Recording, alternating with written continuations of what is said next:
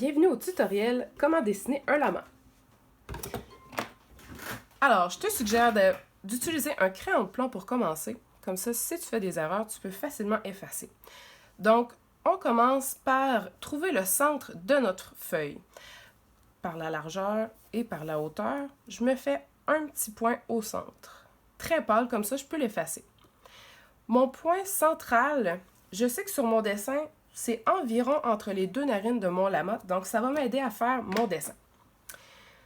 Premièrement, on va commencer par les narines parce que c'est ce qui est plus près de mon centre. Alors, on fait deux petits ovales sur le côté comme ça et on les noircit. Ensuite, je vais faire une petite vague entre mes deux ovales et on part de l'autre côté pour compléter le museau avec une belle ligne courbe. Je vais partir du même point pour me rendre jusqu'ici en faisant une belle courbe pour faire finir le museau. Comme ça. Même chose de l'autre côté. Ensuite, la bouche. On va faire un grand U pour donner l'impression que notre lama est en train de sourire, puis il a la bouche ouverte. Je vais faire une autre courbe ici pour montrer que c'est son menton et ça, c'est l'intérieur de sa bouche. Et je vais faire des petites dents qui sont un peu croches des fois, c'est correct, c'est comme ça. Ça leur donne un air sympathique. Ensuite, pour les yeux, je vais trouver le centre, en fait le milieu entre mon nez et le bord de ma feuille, comme ça, et je vais monter un peu plus haut que mon nez. Donc mon œil devrait être ici. Je vais faire un cercle.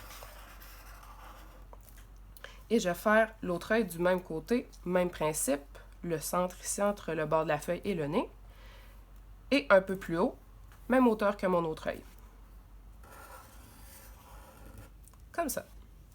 J'aime bien faire des paupières à mes lamas parce qu'ils ont des grands cils. Donc je vais faire une courbe qui va dépasser jusqu'à l'extérieur de mon œil et je fais 3-4 cils comme ça.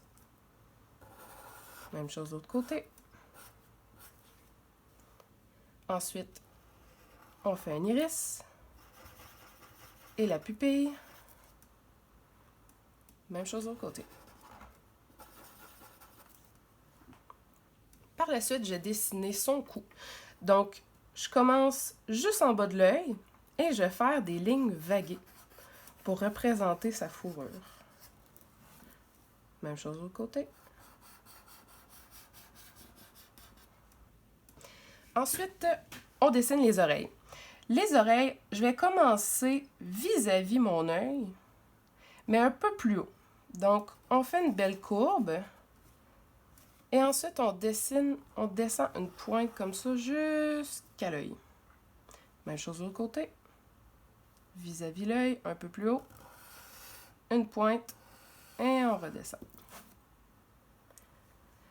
Pour faire l'intérieur de l'oreille, je vais tracer une ligne qui va suivre la même courbe ici. Donc, je me laisse un peu d'espace et je la descends jusqu'à la même hauteur. Et encore une fois, la petite ligne de fourrure. Même chose de l'autre côté. Et on termine avec le dessus de la tête, encore une fois avec la ligne courbée. Pour terminer, on va dessiner le harnais.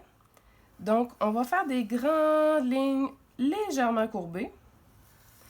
Et c'est là que tu vas pouvoir dessiner des beaux motifs colorés qui font rappeler les motifs traditionnels des Péruviens.